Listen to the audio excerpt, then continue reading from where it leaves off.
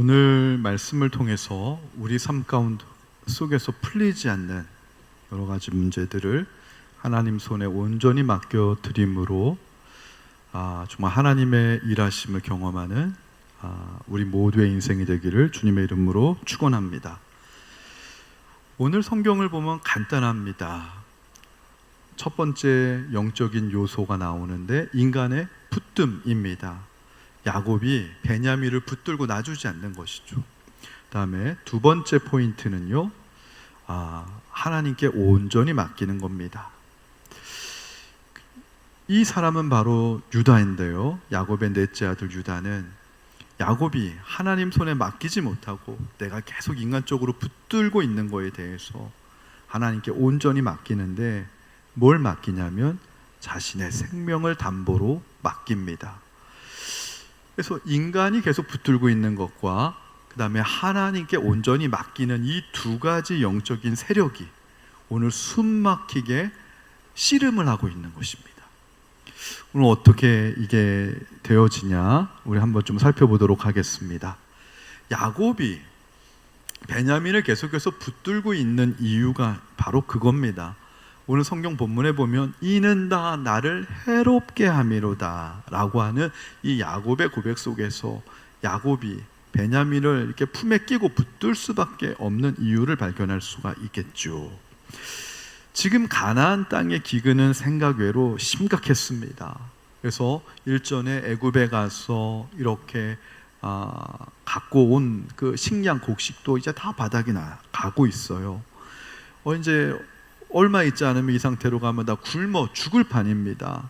이때 야곱의 아들들이 아버지한테 계속 애원합니다. 아버지, 이 막내 베냐민을 애굽의 총리한테 데려가지 않으면 애굽의 총리가 우리에게 양식을 주지 않는다고 합니다. 양식을 팔지 않는다고 합니다. 그뿐만이 아니라 지금 현재 누가 지금 볼모로 잡혀 있어요? 성경을 보면 둘째 아들 시므온이 지금 볼모로 잡혀 있는데 시므온도 처형시킨다고 합니다. 그러니 베냐민을 좀 이번에는 애굽에 가는데 동행을 좀 시켜달라고 이렇게 모든 아들들이 아버지에게 애원을 하죠. 근데 이때 야곱의 입에서 나온 말이 창세기 42장 36절입니다.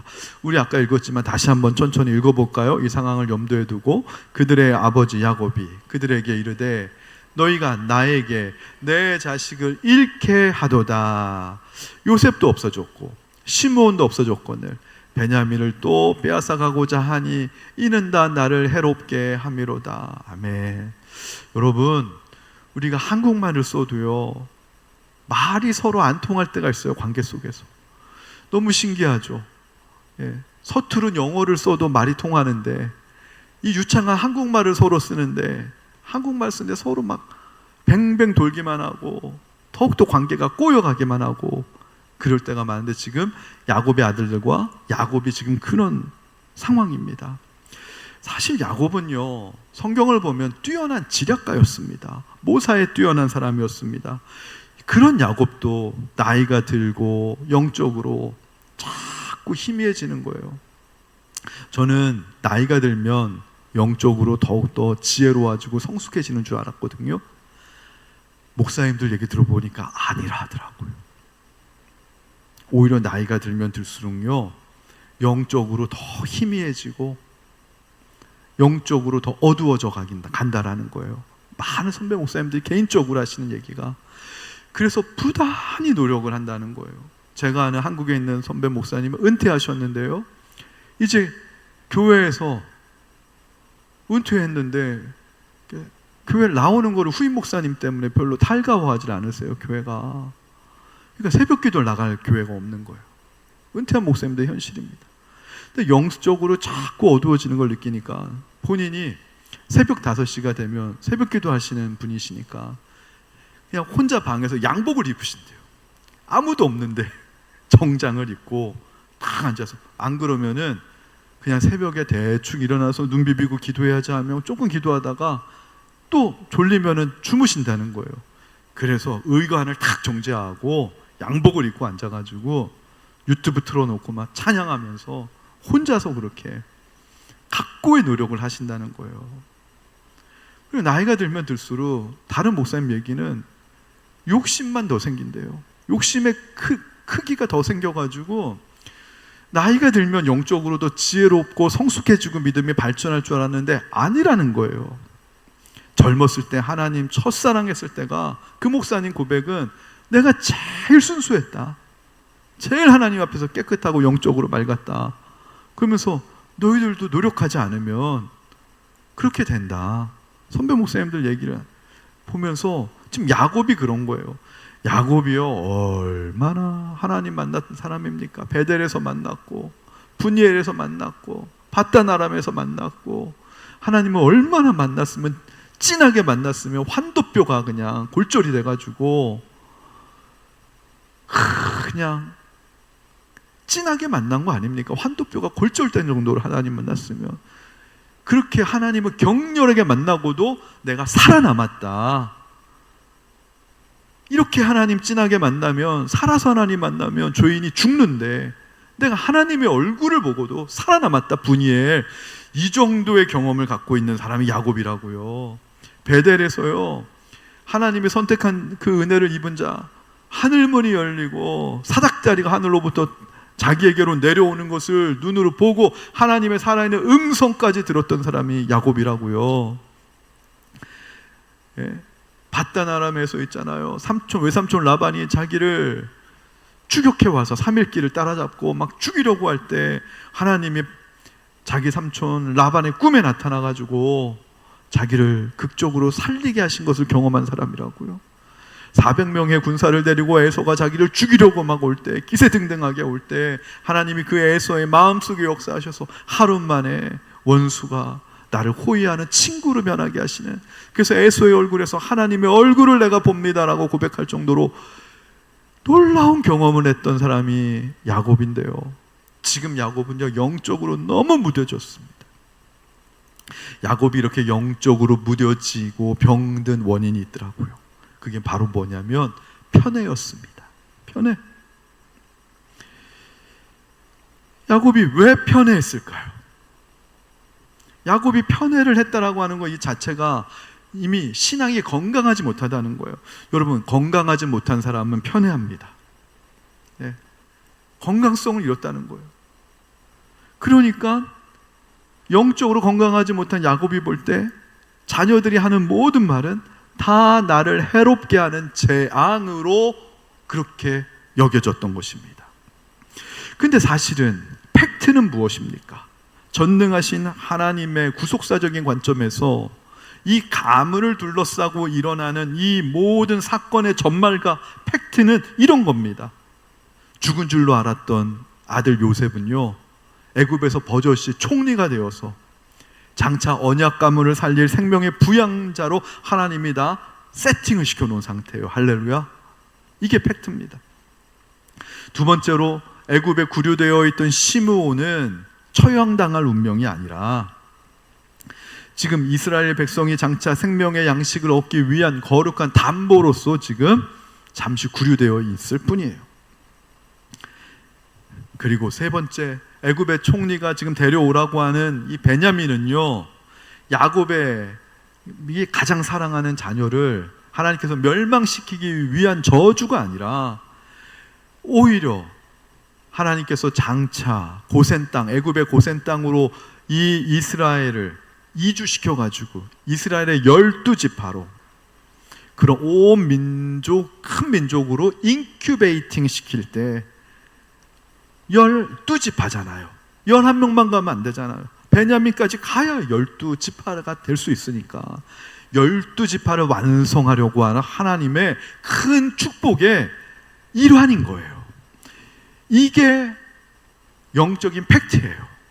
그런데 야곱은 이러한 영적인 팩트를 보지 못하는 거예요. 이 모든 것이 다 나를 해롭게 함이로다. 오늘 36절 마지막 절 고백 아닙니까? 이는 다 베냐민을 또 빼앗아가고자 하는 이는 다 나를 해롭게 함이로다.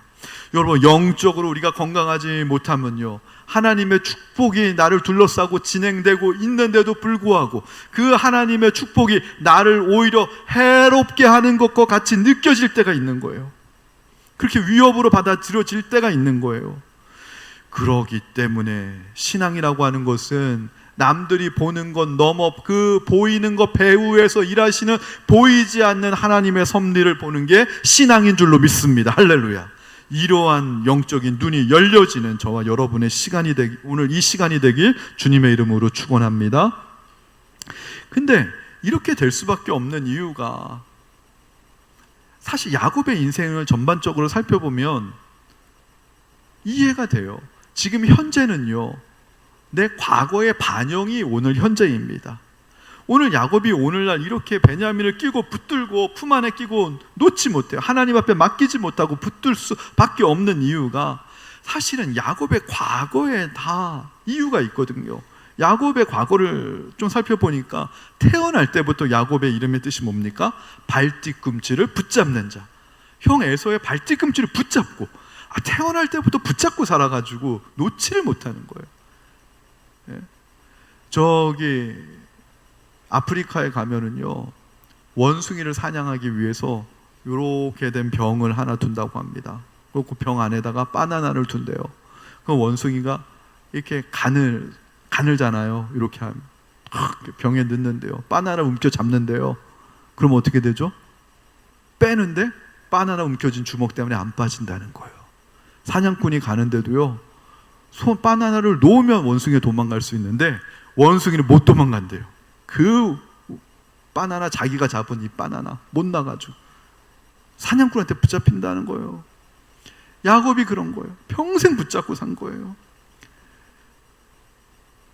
장성한 후에 형이 에서가 가장 배고픈 시기에 팥죽 한 간으로 장자권 붙잡았죠. 아버지가 눈이 멀어 잘 보이지 않을 때는 아버지를 속여가지고 장자의 축복권을 또 붙잡았죠. 따냈죠. 하란에 갔을 때는요, 어땠습니까? 사랑하는 여인 라헬을 발견하자마자 이 라헬을 내 인생에 붙잡으려고 7년에 또 7년에 쓰고 14년이라고 하는 시간을 붙잡았죠. 그리고 나서 사랑하는 아내 라헬이 요셉을 낳으니까 요셉을 붙잡았고, 요셉이 자기 인생에서 사라지고 나니까 22년 동안 이 베냐민, 사랑하는 아내 라헬이 낳은 아들만 내 아들이라는 거예요. 그 요셉과 베냐민을 붙잡는 그 시간 동안 나머지 10명의 아들들은요, 아들 취급도 못 받았어요. 너희들은, 아버지는 우리를 아들로 생각 안 해. 요셉이랑 베냐민만 아들로 생각해. 그것이 바로 이 가정의 비극과 불화의 그런 씨앗이 되었고요. 언약 가문인데, 이 야곱의 70명의 가문은 언약 가문인데, 이날 이때까지 언약 가문이 아니라 하나님은 언약 가문이라고 선택하셨는데, 이때까지 지금 이 야곱의 가문은요, 콩가루에다가 서로 반목하고 시기하고 질투하는 엉망진창, 세상의 일반적인 가문보다도 더 엉망진창, 그런 가문이었어요. 여러분, 때론 그럴 수 있습니다. 우리가 예수님을 믿고요, 처음에는 가정이 막 불화가 일어날 수도 있어요. 옛날에는, 요즘은 안 그러는데 옛날에는 교회 다닌다고 많이 맞았습니다. 우리 옛날 권사님들. 지금 70, 80대 되시는 한국의 분들, 지방 같은 데는요, 교회 나간다고 많이 맞았습니다. 많이 맞지 않으면 시어머니한테 많이 핍박당했습니다. 제사 안 드린다고 그냥 종갓집 같은 경우는 막 쫓겨날 뻔하고, 몇 번 쫓겨나기도 하고, 엉망진창이 되는 거예요. 엉망진창인 것 같은 거 지금. 그런데요, 이런 야곱의 인생에 한 줄기 하나님의 은혜의 빛이 비춰지는데, 의외의 인물 유다입니다. 넷째 아들 유다가 나타나서 이렇게 아버지 앞에 고백하는 거예요. 43장 9절이죠. 43장 9절 말씀 우리 다시 한번 읽어볼까요? 시작. 내가 그를 위하여 담보가 되오리니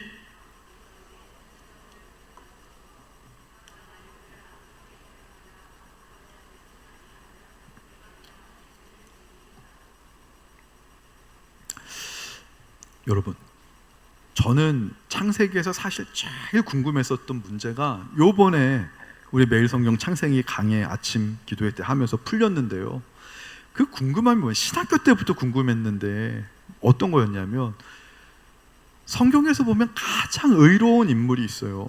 딱 두 명인데 전반부에선 요셉이고 후반부에선 다니엘이에요.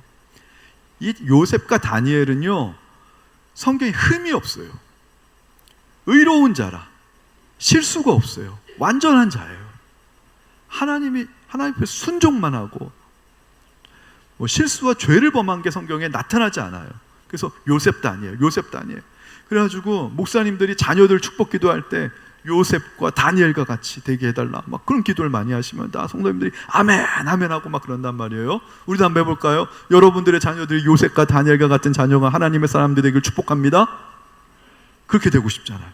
그런데 있잖아요, 저는요 늘 이 요셉을 볼 때마다 요셉은 너무 완벽해가지고 저는 요셉의 발뒤꿈치도 따라가지 못할 것 같은 늘 그런 영적인 패배감이 늘 들었어요. 그래서 늘 궁금했던 게 뭐냐면, 예수님이 이런 요셉의 자녀로 나와야 되는 게 아닌가. 요셉 가문에서 내가 하나님이라면 요셉 가문을 통해 가지고 예수님을 나게 하겠다. 그런데요, 예수님은 어느 가문에서 나요? 유다 지파를 통해서 나요. 근데 유다는요, 인신매매를요 앞장서 가지고 했던 사람입니다. 그 옛날에 차라리 나를 죽이면 죽여라 하지, 여러분, 노예가 된다, 자유인에서 신분이 박탈돼서 노예가 된다. 여러분, 그 글래디에이터라고 하는 영화 보셨어요? 뭐 스파르타쿠스인가요? 뭐 그런 영화 보셨어요? 노예가 되느니 차라리 날 죽여라 할 정도로 비참한 삶입니다. 그것도 자국이 아니라 다른 나라에 그렇게 노예로 팔려간다는 것은 굉장히 잔인한 일입니다. 그것도 돈 받고 판 거예요. 인신매매를 한 거예요. 이 당시 유다의 성품은요 굉장히 잔인한 겁니다. 어떤 목사님은 그래도 유다 때문에 요셉이 죽지 않고 살았다, 그건 좋게 해석을 해주려고 한 거지, 아무리 좋게 해석을 해주려고 해도 동생을 은 20냥을 받고 노예로 팔아요? 그거를 서슴지 않고 했다라는 것은 유다의 성정이요, 아무리 배다른 동생이라도 그건 잔인한 겁니다. 그 유다가 얼마나 잔인하고 냉혹하고요, 자기만 아는지 38장에 보면 또 나오는데요, 창세기 38장에 유다가요 자기 며느리 다말과 뭘 하죠? 동침을 합니다. 이 며느리 다말은 언약의 후손을 반드시 이어야 된다라고 하는 믿음이 있는 여인이었어요.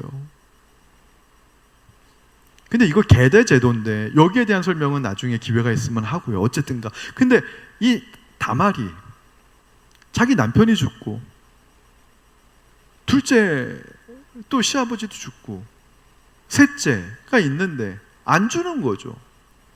유다가 남편 잡아먹은 며느리라고 안 주는 거죠. 근데 애가 없거든요. 이 가문에 후손을 낳아야 되거든요. 언약의 후손을 낳아야 되거든요, 며느리 다말 입장에서. 근데요 어떻게 했죠? 며느리 다말이 창녀로 변장을 한 거예요. 그래가지고 시아버지 유다와 동침을 해서 아이를 낳습니다. 그리고 그 아이가 예수 그리스도의 조상이 됩니다. 성경은 그런 거예요. 그런데요, 여기서 알 수 있는 게 뭐냐면 아브라함 때부터 하나 가훈이 있었어요. 가나안의 해쪽 속과는 결혼하지 마라. 그래가지고 아브라함이 이삭을요, 그 며느리감을 누구에서 찾았습니까? 자기 고향인 하란에 가가지고 데리고 온 여자가 리브가입니다. 그거는 이삭의 아들 야곱도 마찬가지예요. 그래서 하란 바단 아람에 가가지고 또 라헬이라고 하는 자기 일족에서 찾았습니다. 왜냐하면 가나안에 있는 해쪽 속 이방 여인과는 하나님의 언약의 지분을 함께 나눌 수 없다라는 것이 아브라함이 내려준 유훈이었어요. 가풍이었어요. 그런데요, 야곱의 넷째 아들 유다는 가나안 여인과 결혼합니다. 얼마나 자유분방한지 몰라요. 그리고 정기적으로 있잖아요, 요즘 말로 하면 사창가를 드나드는 거예요. 그때 축제가 끝나고 나면 남자들이 가나안의 문화에 동화돼서, 가나안 남자들이 성적으로 타락하니까 다 축제 끝나고 나면 사창가 갈 때 유다도 거기 간 거예요. 언약의 가문의 후손이지만은 세상 사람들처럼 타락할 대로 타락하고 영적으로 타락한 극치를 보여준 게 유다였다고요. 그러니까 얼마나 사창가를 정기적으로 가면 며느리 다말이 요 때가 되면 우리 시아버지가 요 사창가를 찾아올 것을 예상을 하고 자기가 거기 미리 가서 창녀로 둔갑을 하고 했겠냐고요. 여러분, 참 성경을 보면 이게 입으로 차마 꺼낼 수 없는 그런 이야기들이 참 많습니다. 이런 유다가요, 오늘 지금 뭐라고 얘기를 해요? 놀라운 변화가 일어나는 거예요. 내가 그를 위하여, 그가 누구냐면 베냐민입니다. 야곱이 가장 아끼는 베냐민을 위하여 내가 담보가 되리니 아버지께서 내 손에서 그를 찾으소서. 내가 만일 그를 아버지께로 데려가다가 아버지 앞에 두지 아니하면 내가 영원히 죄를 지으리다. 여러분, 이거를 들은 야곱의 심경이 어땠을까요? 소스라치게 놀라는 겁니다.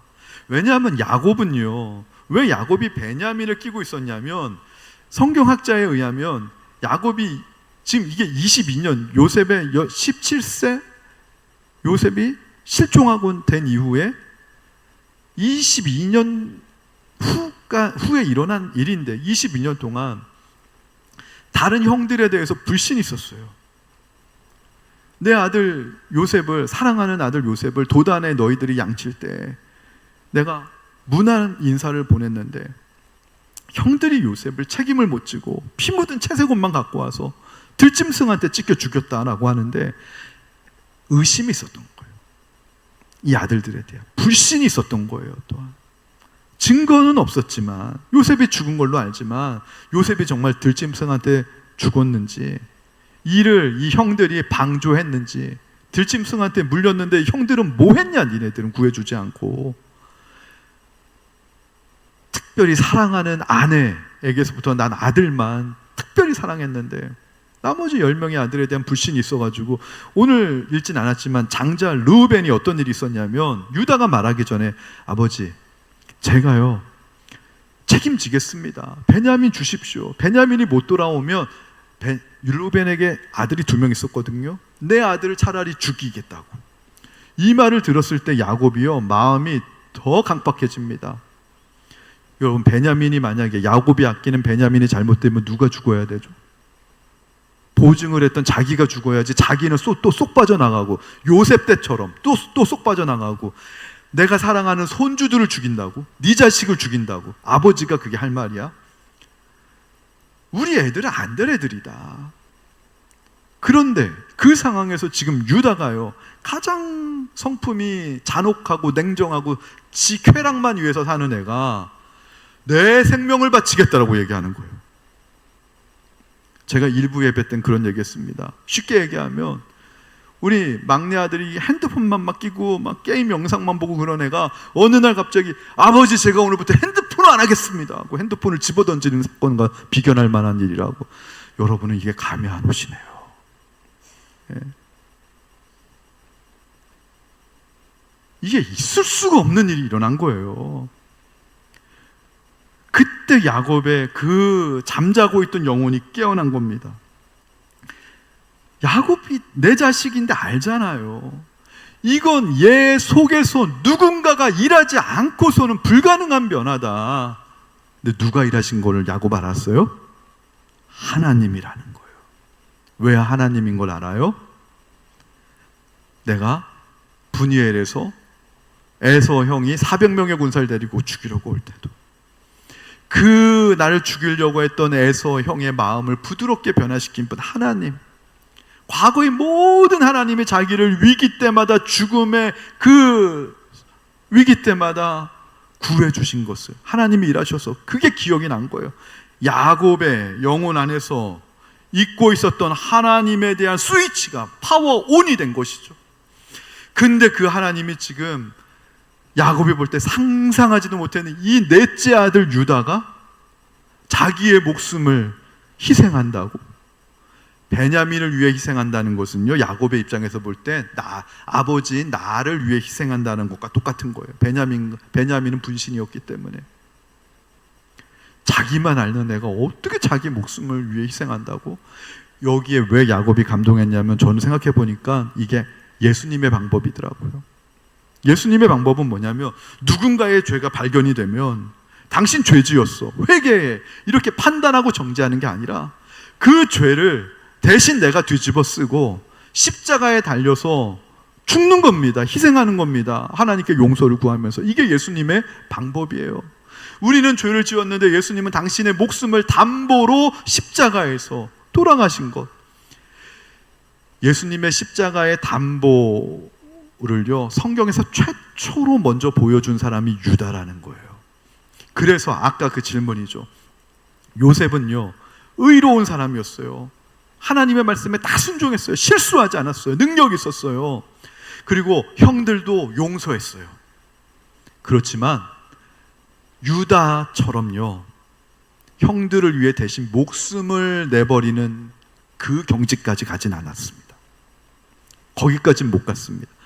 내게 잘못한 사람을 용서는 했지만 내게 잘못한 사람을 위해서 내가 대신 내 목숨까지 희생하진 않았습니다. 그러나 유다는 평소에 덜렁거리고 허물도 많고 실수도 많고 자기 쾌락을 위해 살았던 사람이지만 결정적인 순간에 가장 필요할 때에 아버지가 가장 사랑하는 베냐민, 아버지의 분신인 베냐민을 위해, 가족을 위해 자기 목숨, 하나님의 언약 백성을 위해 자기 목숨을 기꺼이 희생하겠다. 그래서 요셉이 아니라 유다를 통해 예수님을 나게 하신 거예요. 이걸 통해 우리가 알 수 있는 사실은 뭐냐면 우리 교회 공동체가요, 실수하지 말자, 완벽한 모습을 서로에게 보이자, 이런 공동체가 저는 되지 않기를 원합니다. 얼마나 긴장감이 있고 얼마나 힘들어요. 너가 또 실수를 했기 때문에 저 성도님이 또 상처받았다, 실족했다, 실수를 보이지 말아라. 여러분, 이렇게 사는 공동체가 아니라 상대방의 허물이 보이면 그 허물을 내 허물이라고 받고 내가 대신 희생하겠다라고 하는, 저는 그런 공동체가 되었으면 좋겠어요. 왠지 아세요? 그 공동체가 진짜 예수의 공동체고, 요셉의 공동체가 아니라 예수님은 유다 지파를 통해 났거든요. 하나님이 가장 기뻐하시는 사람은 실수하지 않는 사람이 아니에요. 완전한 사람이 아니에요. 퍼펙트하게 순종하는 사람이 아니에요. 때로는 실수하고 허물이 많아도 결정적인 순간에 상대방의 잘못을 내 허물로 안고 내가 대신 희생하겠습니다. 하나님은 그런 사람을 천국에서 가장 높여주신다는 거예요.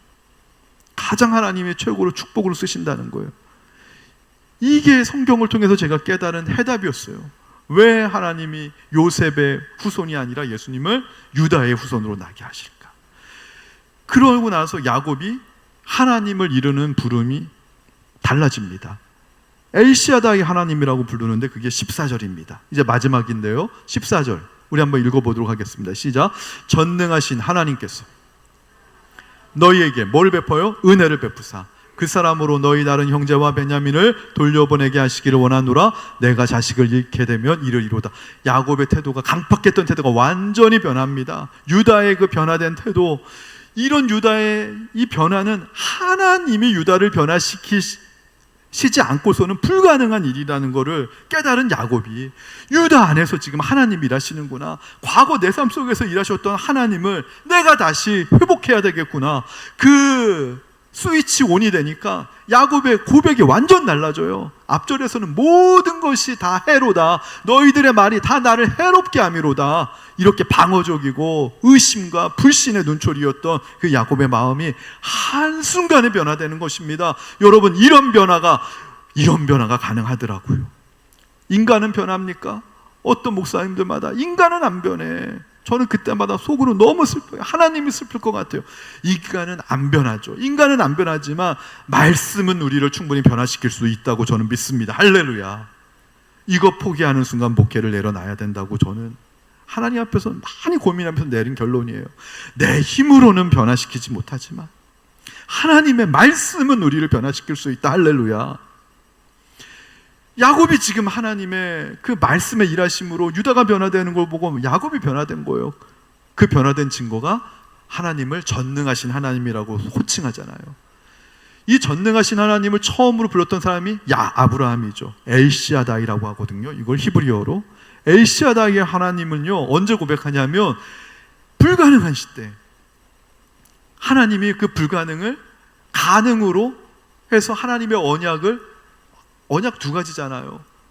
후손을 번성하게 하고 하나님의 영광을 드러내게 하고 복의 근원이 되게 하는 것, 이거를 가능하게 하시는 하나님, 불가능한 상황 속에서 사막에 막 강을 내시는 하나님, 네? 그런 것들을 발견할 때 아브라함이 엘샤다이의 하나님이라고 고백했는데, 지금 불가능한 유다가 이렇게 변화되는 것을 보고, 예수님처럼 변화되는 것을 보고, 하나님은 전능하시네, 야곱이 깨닫고 하나님에 대한 호칭이 갑자기 엘시아다의 하나님이라고 신앙 고백을 하게 되면서, 그러면서 구하는 겁니다. 은혜를 베푸사, 하나님께서 은혜를 베푸사, 하나님께서 너희에게 은혜를 베풀어 주길 원하노라. 하나님께서 저와 여러분에게 은혜를 베풀어 주시길 원합니다. 하나님이 저와 여러분의 자녀들에게 은혜를 베풀어 주시길 원합니다. 그렇게 고백을 한 이유가 뭔가 제가 찾아보니까, 야곱이 그때 신앙이 건강함을 회복하니까요, 편에서부터 벗어나니고요, 자기의 영적인 현주소를 파악한다는 거예요. 은혜를 받은 사람의 유익함이 뭐냐면 거울 치료예요. 말씀은 우리를 거울처럼 비춰주는 거예요. 내가 누구인지를. 말씀 앞에서 정확하게 야곱이 눈 떠보니까 자기는 너무 이제 늙었어요. 기력이 쇠했어요. 힘이 다 소진했어요. 그러고 나니까는 내가 베냐민만 내 품에 끼고 있다고 내 행복이 지켜지는 게 아니라는 걸 알게 된 거예요. 전능하신 하나님한테 맡기는 게 맞구나. 그리고 그 전능하신 하나님이 우리에게 은혜를 베풀어 주는 게 이 베냐민이 살 길이구나. 할렐루야. 이걸 깨달으면서 그 하나님이 은혜를 베푸시면 어떻게 돼요? 그 사람으로. 그 사람이 누구예요? 애굽의 총리죠. 애굽의 총리가 요셉인 줄 지금까지 야곱은 꿈에도 몰라요. 너희 다른 형제와 베냐민을 돌려보내게 하시기를 원하노라. 애굽의 총리로 하여금 하나님이 너희 베냐민까지 갇혀있던 시므온까지 다 무사히 돌아오게 되기를 원하노라. 이게 하나님의 은혜를 내가 구한다. 그러면서 마지막 말이 중요한데, 다 함께 읽겠습니다. 시작. 내가 자식을 잃게 되면 이를 이루다. 이거를 자칫 잘못하면은 그런 거예요. 어떤 분들은 그래요. 이게 신앙적인 표현이라고 하는데 신앙이 아닌 경우가 있어요. 목사님, 하나님께 맡겼어요. 맡겼어요? 네. 하나님이 이번 문제 해결해 주시면은 아멘이고, 뭐 안 해결해 주시면 말죠. 뭐 어쩔 수 없죠. 여러분, 그런 태도 아닙니다. 지금 이거는요. 내가 자식을 잃게 되면 이르리로다. 이거 체념 아니에요. 냉소적인 자포자기 아니에요. 하나님께 내 베냐민을 생명을 맡겨보고, 만약에 하나님이 안 들어주셔서 베냐민 잃게 되면 뭐 어쩔 수 없이 잃지 하는 체념과 자포자기가 아니라, 이것과 똑같은 결의 고백이 에스더 4장 16절에 에스더가 아하수에로 왕 앞에 나가면서 내가 죽으면 죽으리이다. 이 고백이 똑같은 결이에요. 이건 뭐냐면은, 이제 나는 거대한 이 흉년 앞에서 흉년의 문제를 해결할 수 없어요. 자식의 문제도 해결할 수가 없을 정도로 나는 이제 늙고 쇠약했어요. 그러나 우리 유다를 변화시킨 이 강박한 유다를 동생을 위해 목숨을 바칠 정도로 예수의 사랑으로 변화시킬 전능하신 하나님이라면, 이 하나님께 내가 한번 내 베냐민, 내 사랑하는 자녀를 맡겨보자. 하나님의 은혜를 베푸시면은 내가 절대적으로 순종하겠다라는 거예요. 내가 순종하다가 베냐민을 잃는 한이 있더라도 하나님께 맡기겠다라고 하는, 이게 절대적인 순종과 강한 긍정이지 자포자기 체념 아닙니다. 그만큼 하나님을 믿는다는 거예요. 이 얘가 누구냐면 아브라함이었어요. 하나님이 아브라함에게 사랑하는 독자 이삭을 내게 바치라고 할 때에 그 앞전에 뭐가 있었다고요? 하나님을 아브라함이 뭐라고 불렀다고요? 엘로이, 영생하시는 하나님. 영생하시는 하나님이라고 하는 이 고백 속에서 하나님을 부활하시는 하나님이네. 내 아들 이삭을 하나님 때 다친다 할지라도, 혹시 설사 죽는다 할지라도, 잃게 된다 할지라도 부활하신 하나님 다시 아들을 살릴 거야 라고 하는 절대적인 믿음으로 순종했듯이, 내가 자식을 잃게 되면 잃으리로다, 이거 하나님이 하다가 하나님이 안 들어주면 잃어버리면 그만이지, 그거 아닙니다. 내가 잃을 각오로라도 하나님께 절대적으로 내 자녀를 맡길 것이다. 근데 하나님은 절대 잃게 해주시지 않을 거야. 잃게 해도 다시 부활시켜가지고 더 이전보다 영광스러운 자녀로 해줄 거야. 그래서 아브라함이 이삭을 바쳤는데 하나님은 그 이삭을 어떻게 축복해 주십니까? 대적의 성문을 차지하게 하리라. 할렐루야. 하나님한테 믿음으로 맡겨보십시오. 인간적으로는 잃을지도 몰라라고 하는 두려움과 공포감이 나를 내 안에서 이렇게 요동칠 때 그거를 하나님께 드리는 겁니다. 그 불안감, 그 두려움, 맡겼는데 하나님도 해결 못하시면 어떡하지? 죽으면 어떡하지? 하는 그 불안과 그 두려움마저도 하나님께 온전히 맡겨드리는 게, 내가 자식을 잃게 되면 잃으리로다, 그만큼 하나님을 신뢰한다. 그러면 오늘 결론 어떻게 됐습니까? 요셉이 베냐민에게는 다른 사람한테는 옷을 한 벌 주는데 5벌 줍니다. 5배의 축복을 줍니다. 할렐루야. 해피엔딩입니다. 이번 한 주 하나님께 온전히 맡김으로 성서대로 기도해 보세요. 5배 축복으로 하나님 갚아주실 줄 믿습니다. 내 혼자의 힘으로 해결되지 않은 문제가, 그 베냐민이 무엇인지 저는 몰라요. 자녀인지 남편인지 아내인지 물질인지 관계인지 몰라요. 그러나 그걸 하나님 손에 야곱처럼 한번 맡겨보십시오. 5배 축복으로 하나님께서 갚아주실 줄로 믿습니다. 찬양하겠습니다. 하나님께 온전히 우리 맡긴다라고 하는 마음으로 우리 이 찬양 함께 고백해 보도록 하겠습니다.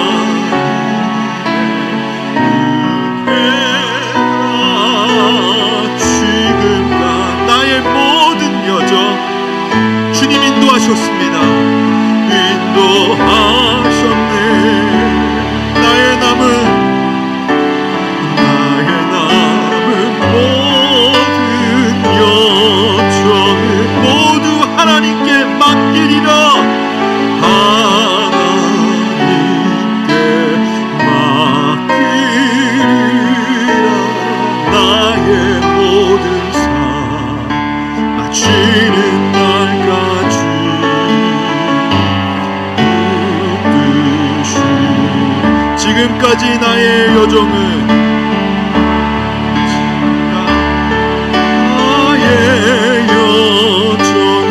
모두 하나님의 은혜라.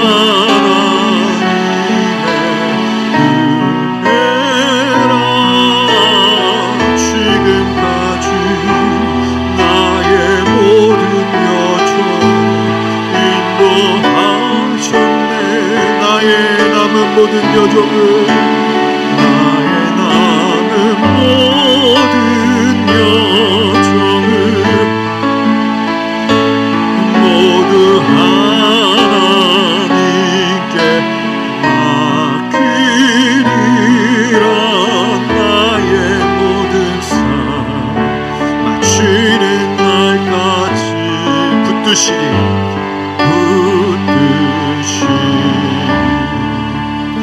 여러분, 이 시간 우리 단순하게 기도하길 원합니다.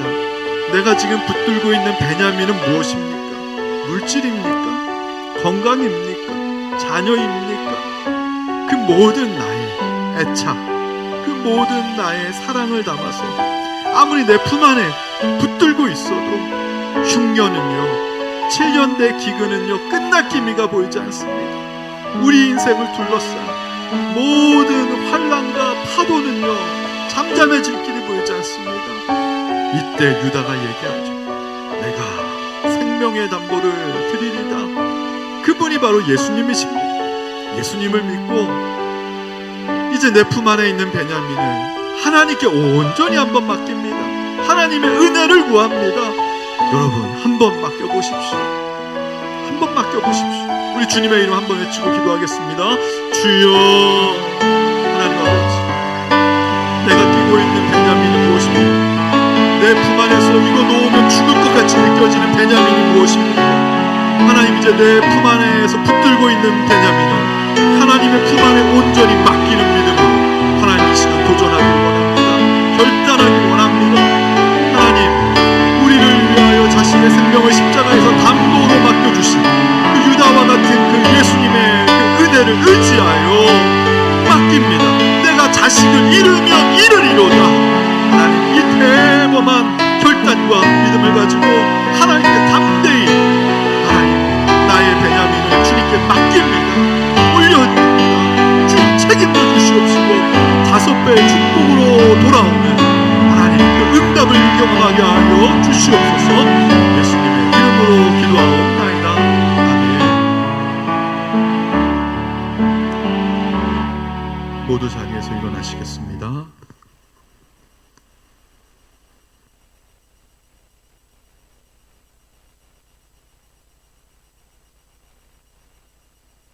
여러분은 세상에 나가서 빛과 소금의 사명을 감당하는 주님의 제자가 되시기를 바랍니다.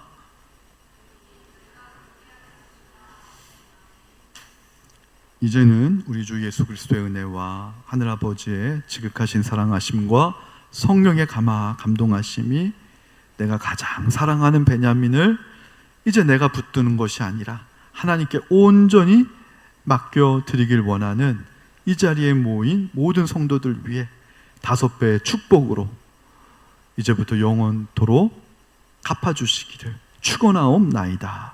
아멘.